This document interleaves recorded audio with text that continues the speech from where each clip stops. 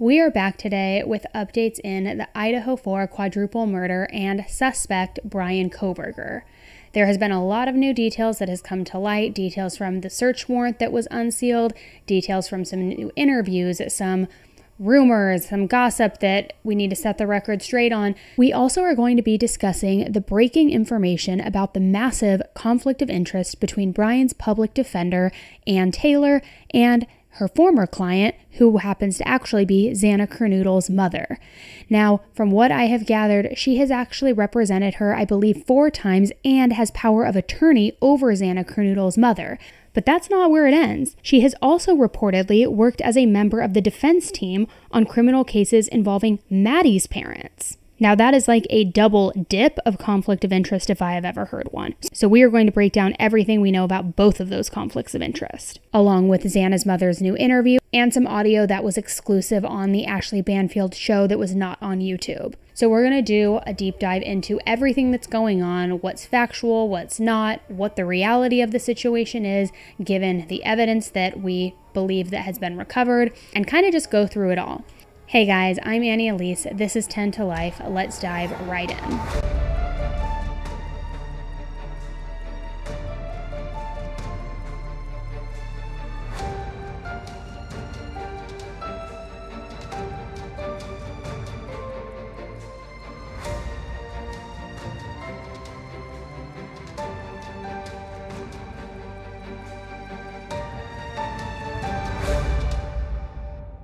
Alright guys, you know that I have got another hidden jewel game for you that you definitely need to try. Love and Pies is a free-to-play Merge 2 mobile game that can be played on either your mobile phone or your tablet. Love and Pies follows the journey of single mom Amelia Green after she moves to the countryside to live in her old family cafe after a pretty rough divorce. As Amelia works to restore the cafe to its former glory, she discovers dark family secrets, long-forgotten romantic feelings, and even some ancient grudges. Now the goal of the game is to build a thriving business, and you guessed it, with pies in that cafe. You'll combine resources into baked goods, serve your customers, and renovate your cafe, all while meeting characters along the way and working to solve different mysteries. The story blends like sitcom, telenovela, and some of that cozy mystery we all love, but still with a little bit of a dash of humor. New story content is released regularly, and you get to use your creativity to customize and decorate your world while playing the game. Now you guys know I love a good escape in the very rare moments when I actually have some me time. So you know I am loving escaping into this wholesome-ish world of Appleton. It's interesting, it's a bit competitive, and it also has strategy, which is why I love it and how I know you guys will love it too. So download Love and Pies now with my link in the description and try it out for yourself. Thanks to Love and Pies for sponsoring the video, and I will see you all in the cafe. In my last video, I went over some of the highlights in the unsealed search warrant for Bryan's apartment and office, and the list of the items seized. Afterwards, I went over the search warrant further, and I wanted to go over it with you guys in more detail and give a full breakdown on some of the new information added in on some of the pages, where it initially looked like it was just a copy and paste of the probable cause affidavit from before. We know that in a search warrant, law enforcement has to specifically state what they are looking for and where it would be found, and they can't just rummage through and go on a wild goose chase without stating everything that they're looking into. So this got me thinking, and as I went through it more, it painted a better picture on what law enforcement ultimately believes, as well as some of the evidence collected and what that could mean for the prosecution and the defense after it's analyzed. Do you understand? Yes. As we know, Bryan is charged with 4 counts of first-degree murder and burglary, but he is presumed innocent, so anything I say in this video acknowledges that, and as always, make sure that you do your own research. Anything other than the facts of the probable cause affidavit and search warrants are my speculation and my opinions only. So, as always, let me know in the comments what you think as you're watching. I'm curious to know if anybody else noticed the same things that I did, or even if I missed something. So let me know if there's something that you have heard or seen yourself that I have missed in this video as we go. And we're also seeing the application, which is fascinating because their argument to get this search warrant at the residence of Bryan Kohberger is that there was so much blood at the crime scene, and there had to have been blood splatter and blood cast off. and that had to get on the clothes of the killer and the shoes of the killer. And based on, according to these documents, they say based on the phone records and the locations that he went afterwards, we believe that he could have gone straight home after this. One of the first things stated was that law enforcement believes Bryan planned what he would do at the King Road house, which we kind of thought of to begin with, but officially, their stance is these murders appear to have been planned rather than a crime that happened in a moment of conflict. I believe it likely that Kohberger planned his actions ahead of time. The plans may have included a review of other murders or violent assaults and stabbings and/or cutting of people, as well as how to avoid detection after the commission of such crimes. Details of the 1122 King Road residence, its location, neighborhood, and/or information about one or more of the victims, Ethan, Kaylee, Xana, Madison, or the surviving roommates. They also believe that evidence of these plans were likely carried out on an electronic device in addition to his planning. Specifically, digital devices typically retain some evidence of all activity taken via the device or associated media, and as such, could contain evidence of crimes. For example, data, whether stored intentionally or unintentionally, can contain evidence of knowledge, intent, efforts to conceal, sell, or dispose of evidence or proceeds of criminal activity, accomplice identity, association with victims, or geographic location of the device possessor at a particular date and time. This information can be in numerous forms, such as photographs, address books, or contact lists or communications with others through means such as phone calls, email, instant messaging, social media, chat sessions, or other digital communications. So obviously that was a lot of information. So let's pause and go over that. Because of the quote, the details of the 1122 King Road residence, its location and neighborhood, this makes me think that law enforcement does not believe that Bryan could have been inside that house previously. Instead, it makes me wonder if they will find internet history like Zillow or any of the 3D virtual tours that we all know are available on the house since it was a rental property to really learn the layout. Also, did he plan or map out what the best route would be to enter and exit the neighborhood? We know that he did a giant U-shaped route from his apartment to the King Road house, so any evidence found like that would be pretty damning, because even though it's still circumstantial, it just adds more and more context and makes it more difficult for the defense to argue that he was just randomly driving or just happened to be nearby. Also, I wonder if they will find any photos of the house that Bryan possibly took on any of the 12 prior visits, which there still could be more. Law enforcement only specified that there were at least 12, where he's alleged to have staked out the house, take pictures, maybe he figured out who was in what room, figure out what lights are normally on in the house at different times, etc. We know that the Elantra was seen on a few surveillance cameras, but I'm wondering if it's possible that during some of these stakeouts, Bryan looked for any surveillance cameras to then try to avoid them, and maybe if he didn't know about the cameras that he was eventually allegedly seen on. On the other hand, it's possible that Bryan maybe didn't look into any of these things online or take any pictures, which for the defense would be helpful if the prosecution didn't have evidence of all of this premeditation. Personally, I feel like it's way more probable that they will find something than not, just given the layout of the house and if he truly had ever been inside before. I guess some things he could have just planned in his head, but that seems like a lot to try to remember in your head and not log down as you're making this masterful plan. For the digital evidence, law enforcement said that they were specifically looking at instant messaging, social media, chat sessions, or other digital communications. We know that Bryan posted that research survey for ex-cons where he wanted to know how they left the scene, how they picked their targets, etc. So if Bryan was recently, as in probably since August when he first moved to Pullman, going through some of the answers that he received to pick up tips on how to not get caught, because remember, one of the options in the survey that the participant had to answer was whether or not they were caught or not, the timestamps and activity of that would be there, certainly. Also, if Bryan was on any online forums, such as Reddit, 4chan, or any other website where he was maybe talking with other criminals, planning his ideas, getting tips, that would likely be found as well. Law enforcement also gave an example of more specific data that they were looking for when they said data, whether stored intentionally or unintentionally, can contain evidence of knowledge, intent, and efforts to conceal, which could also be in the forms of social media.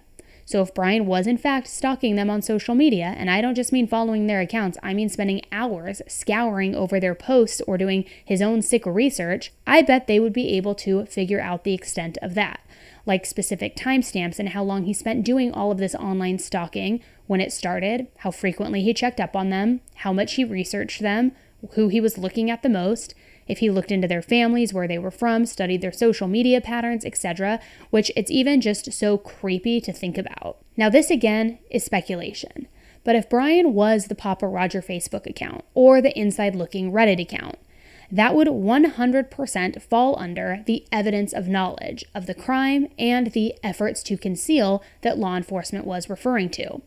If you haven't seen the video I did about the Papa Roger or Inside Looking accounts, definitely go check that out because I go in a lot more depth about them and the comparisons between the two. So I will link it in the description. However, one of the things that some of the posts included was the knife sheath being left there, which we all know is true now.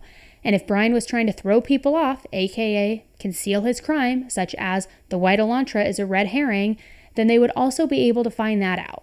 So basically, any of those accounts, or any that we are unaware of, will be 100% busted out if that was in fact him. And it's my opinion that law enforcement believes those accounts were him, but I could be wrong. Now, one thing I haven't talked about much other than the fact that the accounts are inactive now is how all of those accounts went dark and were deactivated and seemed to happen all at once and after Bryan was arrested. So who did that? Does law enforcement work with social media companies to get account profiles and data preserved, but also taken off whatever platforms so that the public can't see it? I guess it's possible that his parents did that for him, but I don't believe that he told them, hey, mom and dad, delete Papa Roger, while also being eager to exonerate himself. Was he like, hey, mom, there were some posts I did on a fake account that I made to mock police and look like I was a genius, where I mentioned that they found a knife sheath. If you could just delete that, mom, that'd be great. I don't know. I'm not buying that at all. So if someone knows how that works, or if that's something that law enforcement does do to preserve the evidence, please comment below because I am genuinely curious. If law enforcement is able to find any of that evidence or anything else related to that, I don't want to say that it's a smoking gun, but in my opinion, it could eliminate a lot of doubt as to the big picture and what he was planning. It would probably be a prosecution goldmine if they find troves of incriminating digital evidence. How would the defense argue that? Would they just say that he was a mega creep and just a stalker that also happened to be the most insanely unlucky person on the planet, and it's just a coincidence that he zeroed in on the same group, same house of a brutal murder that took place? I mean, how reasonable is that, right? So as far as the social media accounts that may or may not be Bryan, let's say, for example, that they found proof that it was him. I think Facebook discussion groups or Reddit are like the modern day version of mailing things to news outlets or to police stations for criminals to get the attention that they want, to toy with the police, or somehow revel in their glory while they read posts of other people discussing their crimes. I don't think the prosecution will have a hard time arguing that at all. For the defense, I guess they could argue that he was just a concerned citizen and interested because of his educational background, but again, how reasonable is it that the same person, possibly stalking the house and the victims, also happened to guess specific details that were unknown to the public about the crime? We know that nothing was seized from the office at WSU, but let's talk a little bit about what items were seized from the apartment. One nitrile type black glove, which, first of all, why was it only one glove? Was it in the trash? Was there something on it that let law enforcement feel like it was relevant? But also, what is a nitrile type black glove? Well, as I was looking into this more, there are a lot of different types of nitrile black glove brands, and glove specifications vary way more than you would actually think. Nitrile gloves are available in different thicknesses, anywhere from 3 mil to 6 mil or higher. We obviously don't know the brand or thickness of the glove at this point, but here's what some of the thicknesses and associated uses are for. Now, all of these are from Amazon. Venom Steel nitrile rubber gloves provide 2 layers of protection for incredible rip, tear, puncture, and chemical resistance. Heavy-duty disposable gloves are latex-free and made of 2 layers of black and white nitrile rubber that help identify breakthrough. 6 mil thickness is 70% thicker than most common disposable exam gloves, making these great mechanic gloves or cleaning gloves. Venom Steel black nitrile rubber gloves help protect your hands from grease, grime, dirt, oil, fuels, nicks, scrapes, and more. Our Finitex black nitrile disposable gloves are 5 mil, which are thicker than most gloves on the market, designed to be rip and tear resistant and enhanced comfort grip durability. Another website that immediately pulled up on Google was Walmart. And after I entered the zip code in Pullman, there are only 2 different types of black nitrile gloves available in store at that location. The other 2 results are blue. I also checked the Moscow location and Clarkston, Washington location, and I got the exact same results. Now, I don't know that he got these from Walmart, and I'm not saying that because, like we just went over, they are available at Amazon and a ton of other places. I'm just bringing that up since they also collected a Walmart receipt in the search warrant. So with the glove, if law enforcement collected it because they felt like it was related to the crime, it makes a lot more sense as to why Bryan was so eager to be exonerated back in Pennsylvania. He must have thought that he covered all of his bases and wore gloves that night. I think where he messed up is that he touched the sheath before that night without gloves on. And with the DNA found on the sheath, I don't know how the defense could argue that. I think the biggest concern is obviously his DNA on the sheath of the knife that was found in the room next to the Mogan body. If they can lay out only what is in this probable cause affidavit, they got a conviction. Because look at the DNA. The DNA found on the knife sheath, on the snap part of the knife sheath, on the bed beside a victim up on the 3rd floor, which would suggest that the knife was unsheathed on the 3rd floor and the first murders occurred on the 3rd floor, not the 2nd floor. That DNA is matched back to that man, Bryan Kohberger's father, to a 99.9998% likelihood. In other words, it's about 1 in a 300 trillion match, a fantastical number. Now, how are you going to explain away that? Pull an OJ and claim, oh, the police planted it there? Not going to work. And another thing in that probable cause affidavit, they watch him at his parents' house. That team had 2 jobs: keep eyes on the defendant, don't let him get away before we can arrest him, and 2, get DNA. The next item listed is that Walmart receipt with 1 Dickies tag. I searched Walmart at all 3 locations for Walmart in Pullman, Moscow, and Clarkston. This coverall, which has been floating around online in discussion groups and Reddit, is available in the Pullman and Clarkston stores only. However, the only available color is dark navy, which could look black, I suppose. But that's not the only items that are Dickies brand and available. They also have pants, underwear, socks, and some belts. So it is possible that it could have been something like that. I also noticed that on the filters available in the search tool, there was one for Dickies and one for genuine Dickies. I had the filter on to pull both of these categories. The dark navy coverall is genuine Dickies, so I'm not sure if the search warrant would have put genuine Dickies if that was on the tag or just Dickies. I honestly don't know. Also, I want to point out that these are just the in-store results, so this is only relevant if they collected a regular receipt.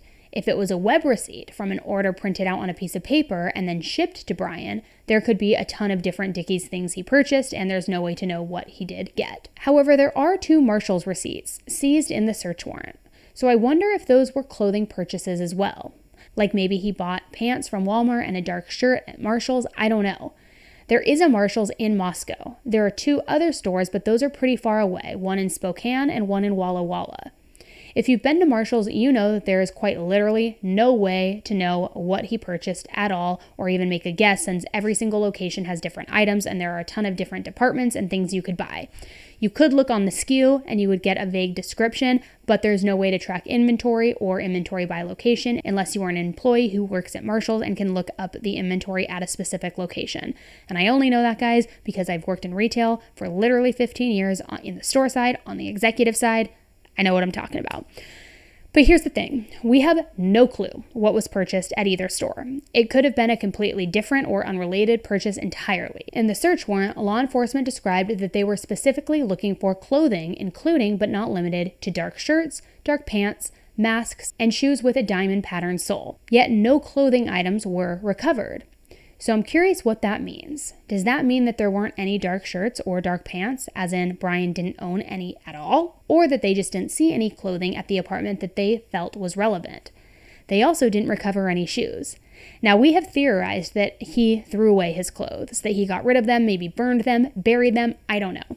But for some reason, that was surprising to me, that they didn't collect any clothing at all. Also, the fact that they were looking for a mask when they were referring to clothing kind of means to me that maybe the roommate didn't see a person wearing a mask like this, but instead something like this mask or something like this. I don't know, what do you guys think? If he was wearing something like that, would this make him sweat even more?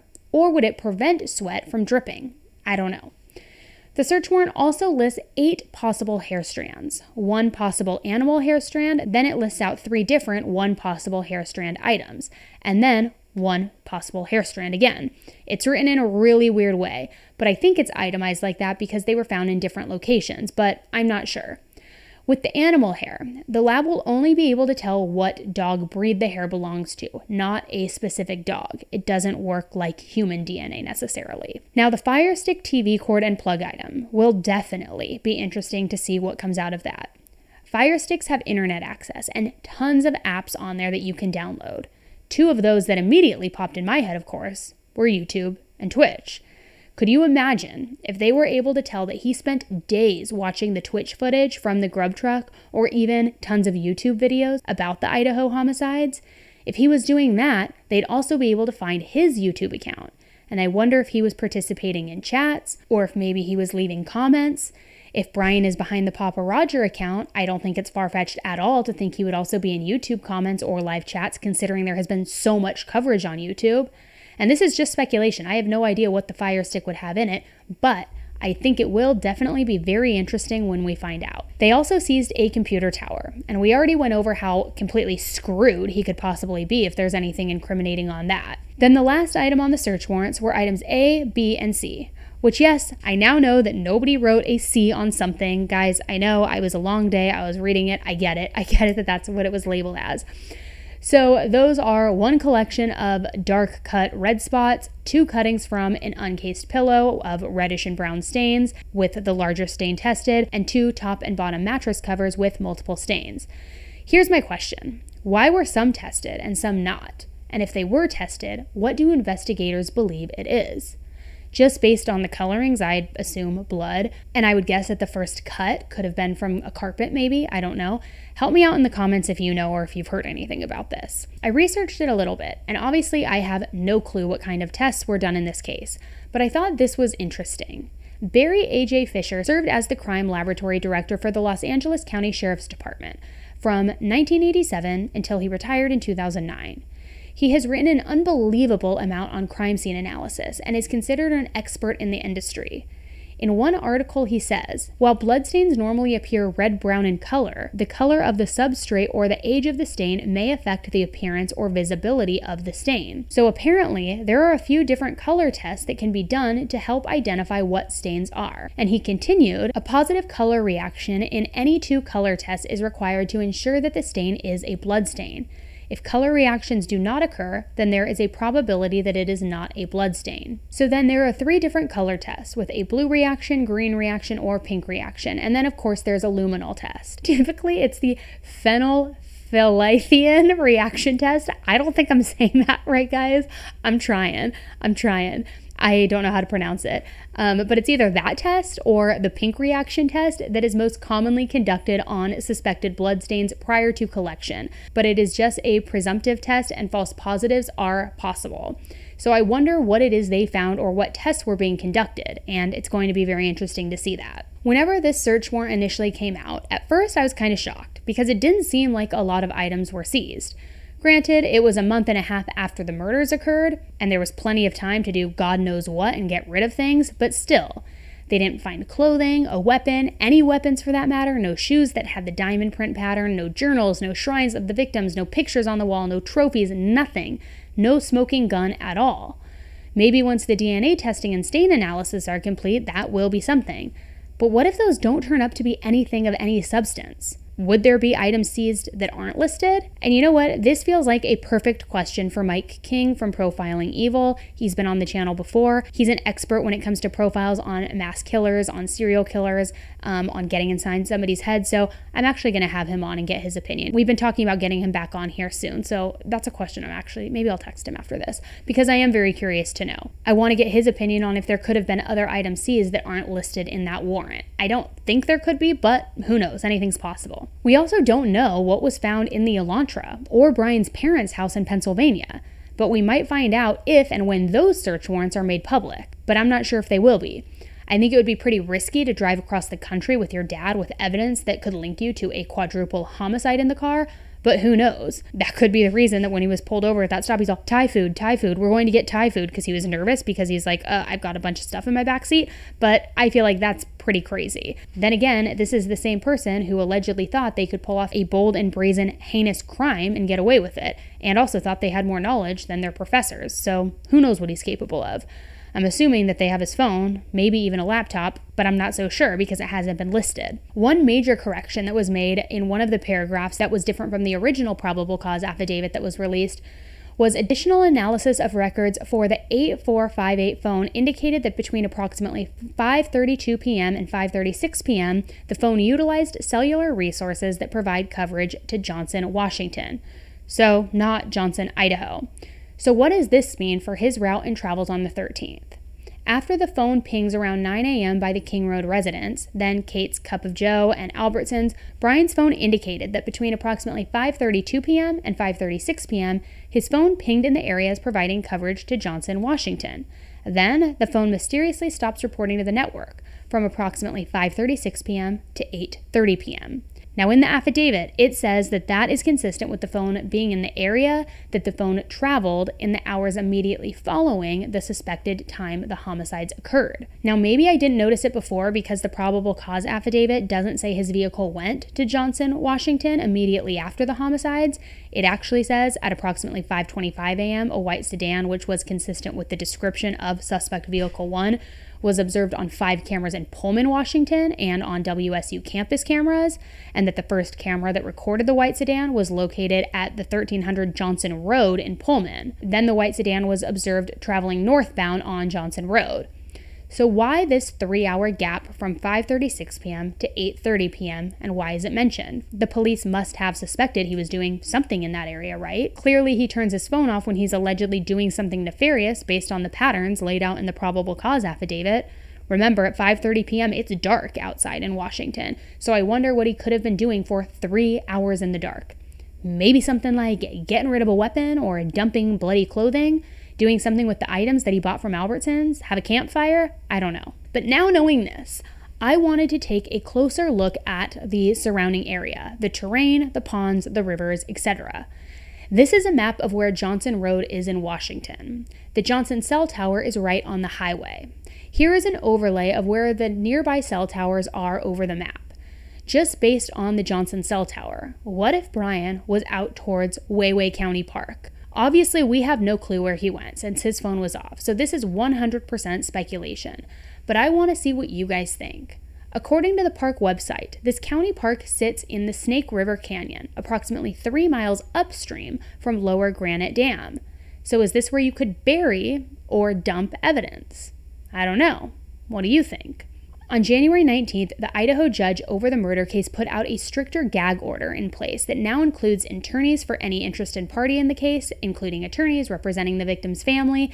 And interestingly, this came after the People magazine put out 2 articles, one about Bryan possibly following and messaging the victims on Instagram, and another about him going to eat at the Mad Greek. However, the owner of the Mad Greek posted a Facebook message to the Mad Greek page saying that the media should really vet their resources better instead of looking for sensational headlines, because that was not true at all. In a statement posted to the restaurant's Facebook page, owner Jackie Fisher denies the reports, saying plainly, quote, "It is not true." Fisher goes on to say she has not forbidden employees from speaking to reporters, but that, quote, "We all decided collectively to support the families and not share anything that could potentially harm the investigation."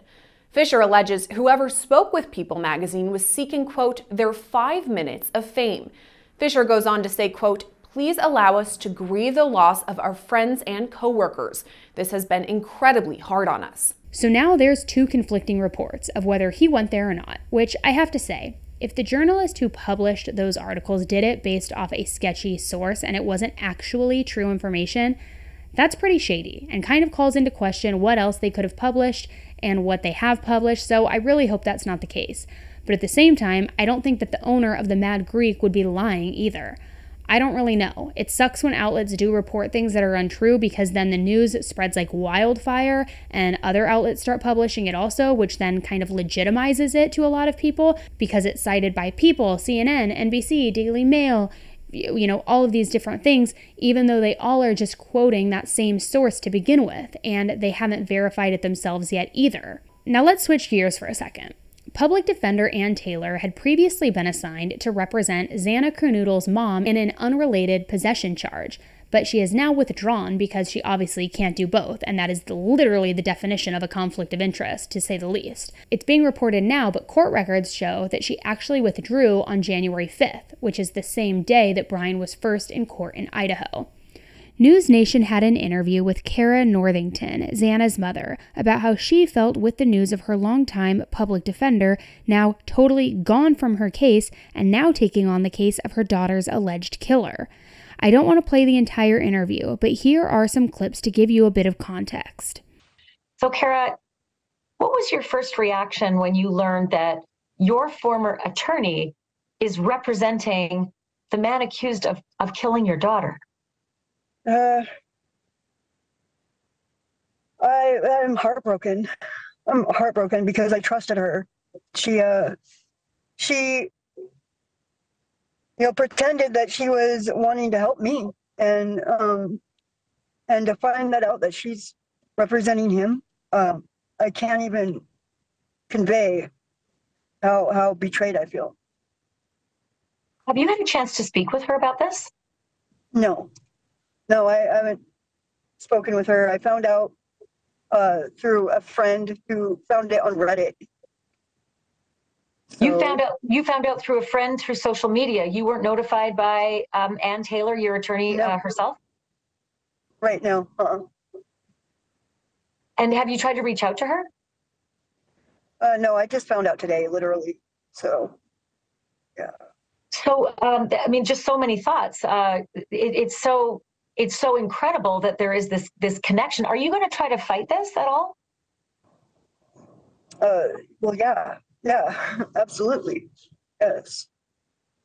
Because as I understand it, this would require a waiver, something that you sign and that he would sign in order for her to go ahead and be able to do this legitimately. I can imagine the way your reaction is that you are not interested in signing a waiver to allow her to continue on. Right, exactly. And I'd already given her power of attorney. I'd already signed over power of attorney so that she could help me with getting into rehab and whatnot. And so, I mean, I don't understand how she could do this. I don't understand what happens now. Does she still have power of attorney, or what goes on now? Had you ever heard the name Bryan Kohberger before? No, I have not. No. And do you know of any connection at all that he might have had with your daughter, Xana? I can't imagine. I can't imagine that she had any connection with him. He's quite a bit older than all of them, and all of their friends, really. I mean, they didn't really hang out with a lot of older people. So I don't know if they knew him, or, I mean, they could have, because he did attend school at WSU, which is another thing. My oldest daughter, Jasmine, attends school at WSU. And so the fact that the law enforcement knew who he was from the get-go and didn't warn us to keep Jasmine home from school, that just, I'm just beside myself. And Jasmine was at WSU for the whole 7-week period. Yes. From the murders to the arrest. She was there the whole time. Yes. What's her reaction to this been? I haven't spoken with her about it yet, but I mean, I can only imagine, She was adamant about going to school. She wasn't going to let this keep her from going to school. But I think it would have been different had she known that Xana's killer was going to school with her. And what about just the details? That there's so many missing details, so much mystery still surrounding what happened, in that house. Right. And the two surviving roommates. Have you had a chance at all to speak with the two surviving roommates about what they witnessed, at least in the middle of the night and the next morning? No, I haven't got to speak with them at all. So yeah, there is a lot of questions. What about the other family members of the other kids? Have you had a chance to talk to them? No. No. Is that something you'd like to pursue? Yeah, maybe. Yeah, I haven't yet. I mean, I wouldn't mind speaking with them. How are you managing? I have my friends around me, and honestly, I watch a lot of Xana's TikTok videos, and that helps. But yeah, I'm managing as best as you can, Regardless of Kara's history and ongoing addiction, she still deserves compassion, love, and empathy for her tragic loss. There are only 13 capital penalty approved public defenders and only one in the northern Idaho area, which is Ann Taylor. So another point to consider is, would this potentially affect Ann Taylor's ability to properly represent Bryan? I'm going to go there. The defendant in this case has the presumption of innocence, and he has the right to a fulsome defense. How exactly is he supposed to trust the lawyer who spent all this time with the murder victim's mom? So Dave Ehrenberg, I'm going to let you have a crack at that, because I believe that you have the right to not just an attorney, you have the right to a fair attorney, not an attorney who has been spending a lot of time with a woman who needed her so badly, and now her daughter is allegedly your murder victim. Yeah, this is heartbreaking. It's like victimizing her yet again. I think it's because it's a small community. And Mark's right. I mean, small communities, these things, I guess, would happen. But I would think that the prosecutor would go to the judge and say, no, there's a conflict here. I mean, after all, what kind of information does this lawyer have based on his representing the mother that could compromise his ability to work on this case?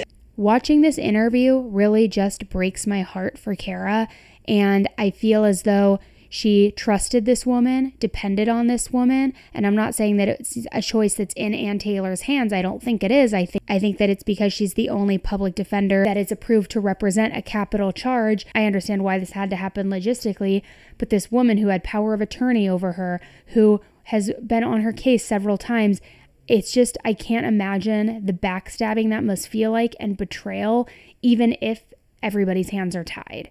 But what do you think? Now, in regards to Maddie Mogen and the conflict of interest there, Ann Taylor also previously worked with Maddie's father and stepmother.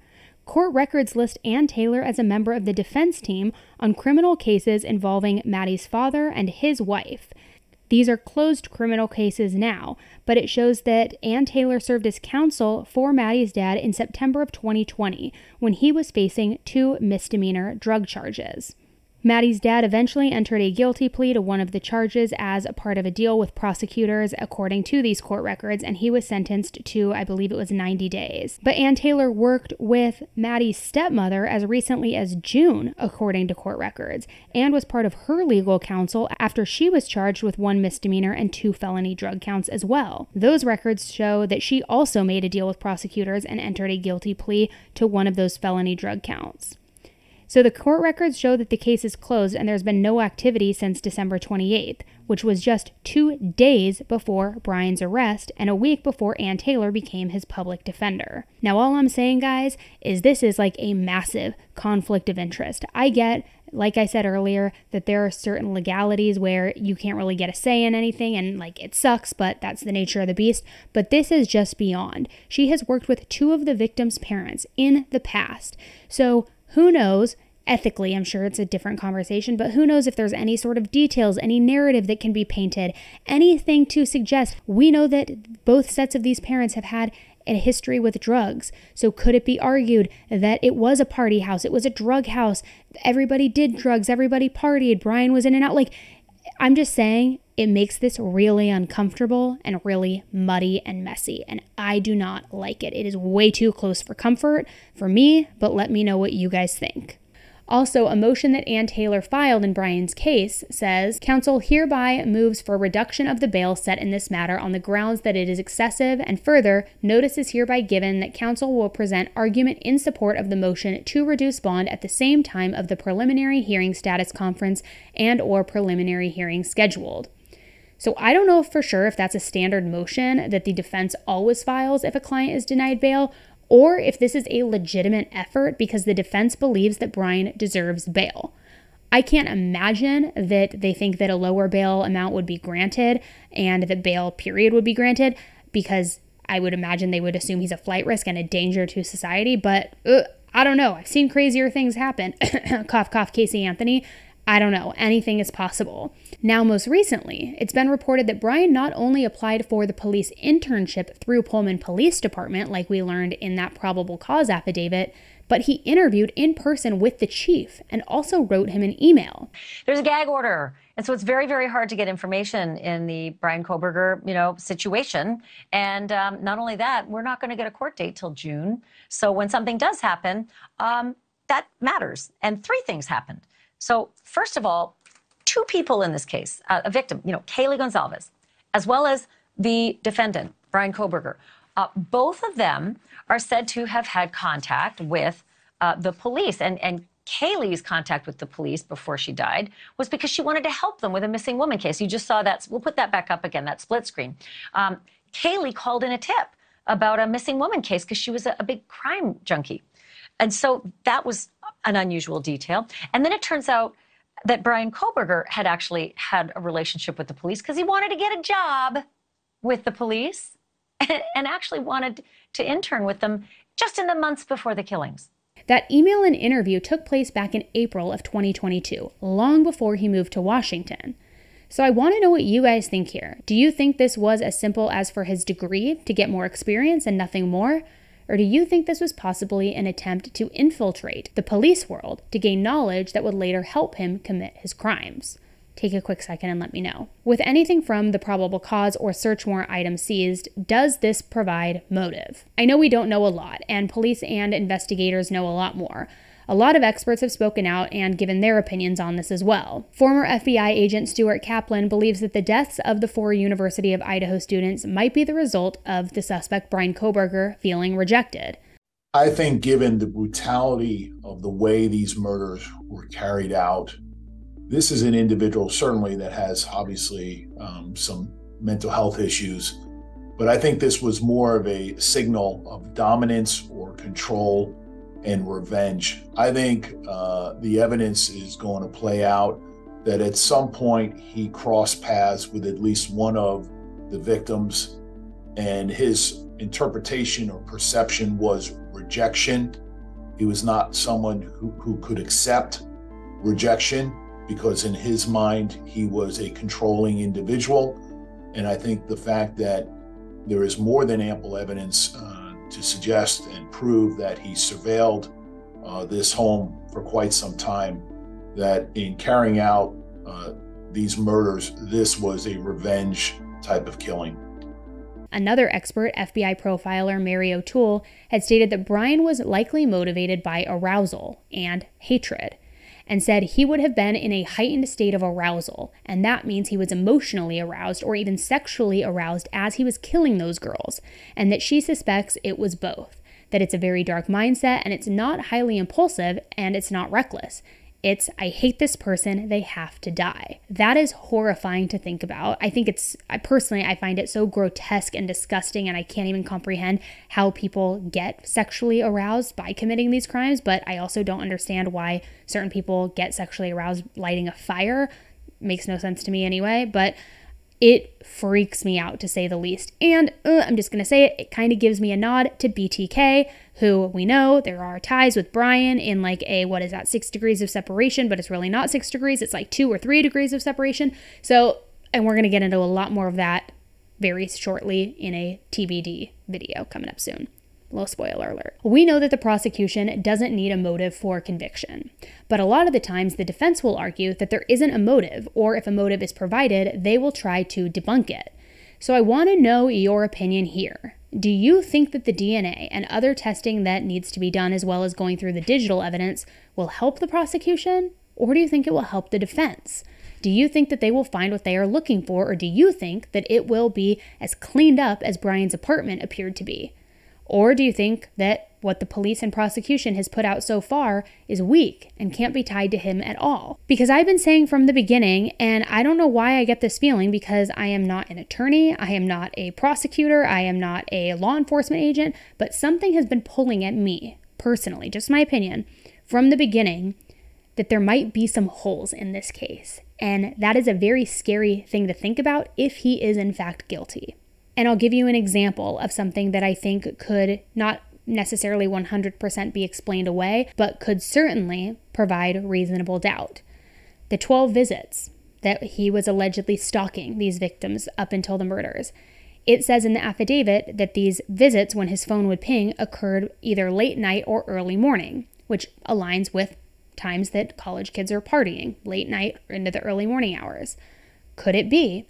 It explained away. Yeah, of course it went there. It was every single weekend for 12 weeks because he was in the area and that was an open party house. People were going in and out all the time. He went there, was meeting new friends. Some of the students had told him about it. They said that Greek Row in Moscow is really fun. It's only 10 minutes away. Could that be enough to create doubt? Could that be enough to plant a question in a juror's mind of, that kind of does make sense? It would explain why he was there so many times and why it was on the weekends, assuming it was, and why it was late night. Oh, that also explains why he was following the girls, because he must have met them at the house. They must have known him. Like, that's what I mean. Although it looks damning on paper, depending on who the attorney is and what other evidence, of course, is all bubbled up with it, it just worries me that there could be certain things explained away. Even the sheath with the DNA on it. Could it be my knife was stolen and I told somebody that, or I loaned my knife to somebody, or I left it in my car and my car was unlocked. I always left it unlocked so anybody could have grabbed it at any moment. Are there certain things like that that could be explained away? Let's take it a step further. Even if that dog hair proves to belong to the breed of Murphy, Kaylee's dog, could it go back to, of course, he's been in that house. He was partying there. He was there 12 times over the course of 90 days. He was there all the time. He, was transfer. He had a dog hair on his pants. We don't know. And I'm just saying, I'm not saying that this is true or that it's accurate. It just needs to be enough to create doubt in somebody's mind to wonder, is he really guilty? And I don't think we have a smoking gun yet because we still don't know where the murder weapon is. We don't know any sort of bloody clothing. Maybe the blood stains from the mattress or the sheets will match, and then that will, of course, certainly be very damning evidence. But it worries me, and I want to know what you guys think. Do you think this is a slam dunk, or are you a little worried too? And just quickly touching on the murder weapon itself, it's been speculated that it might be in the park, that it might be in the river, that it might, that he disposed of it on the way. I can't help but wonder, and I don't know, I'm not I don't even know not my marine biologist. I don't even know what the word would be, what the term would be. I don't know how quickly bodies of water move and move items. But I would think that my initial thought would be if police thought for any second that he dumped the weapon and they know all of those pings and they think it was in the water and they had been, they knew that his path went dead for 3 hours and that's where he was driving and that it could be there. Why haven't we seen a single dive team in the water? I know that objects move and that depending on how long it was in the water, it could be anywhere miles away by now. But we saw this with so many different cases. Tristan Bailey, it was right off the heels of the murder, but usually there are dive teams going in searching months later, whether it's for a car, a weapon, whatever it may be. We haven't seen any of that yet. And if you have and I've missed it, please let me know. So this makes me wonder, and this is just my personal opinion, and I certainly could be wrong because I'm also not a serial killer profiler, but if he didn't dump it in the river, and if it wasn't recovered at his apartment, when he went off the grid for 3 hours, could he have buried it somewhere, along with his clothing, or maybe burned his clothing, who knows? And could he have buried it somewhere, not only so that it would be difficult to find, but so it could also serve as a potential trophy that he could go back to, that he could visit, that he could relive the crimes through because he's an expert, or he thinks he's an expert in his field, so he knows he can't have any of that evidence at his apartment or in his office that will tie him to this, so where can he put it to where he can still go and get his kicks, still go and get the thrill of it all? But let me know, what do you think? Do you think that the knife is in the water, or do you think that he possibly did bury it? But again, my biggest question is, do you think there's enough evidence to convict this guy, and do you think it's a slam dunk, or are you a bit worried? Take a quick second, let me know in the comments. I really want to get your feedback on this. And also, if you've heard more details about this case that are new and in the media that I haven't touched on, let me know what I missed below. All right, guys, thanks so much for tuning in today. As always, I'm going to keep you updated in this case as I continue to follow it very, very closely. So if you want to make sure that you don't miss any of those videos as I put them out, make sure you subscribe. If you're not subscribed yet, it is free to do. It'll just make sure that you don't miss any videos as I publish them regarding the case. So take a quick second, hit that subscribe button. Also follow me on Instagram @_AnnieElise because I'm able to post case updates over there much quicker than I'm able to bring them over here on YouTube. So if you're not following along yet, make sure you do, and that's where you'll get the case updates first. All right, guys, thanks again for tuning in, and until the next one, stay safe. Bye.